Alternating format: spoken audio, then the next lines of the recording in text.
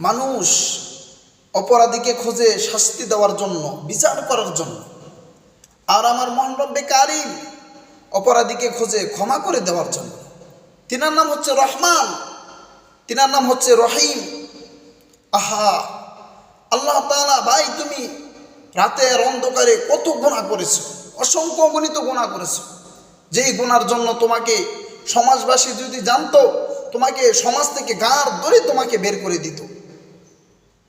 তুমি আবদ্ধ করে যেই পরিমাণে জেনা করেছো, গুনাহ করেছো, সমাজবাসী যদি জানতো, ঘরের ফ্যামিলির মানুষ যদি জানতো, তোমাকে দেশ থেকে, গ্রাম থেকে তোমাকে বহিষ্কার করে দিত।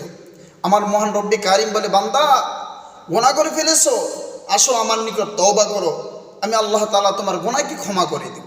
তিনার নাম হচ্ছে রহমান। তারপর আমরা মালিকের ইবাদত করতে রাজি না, আমরা নারাজ। মানুষ অপরাধের জন্য মানুষকে হত্যা করে, জরিমানা করে, জেল আদালতে উঠায়।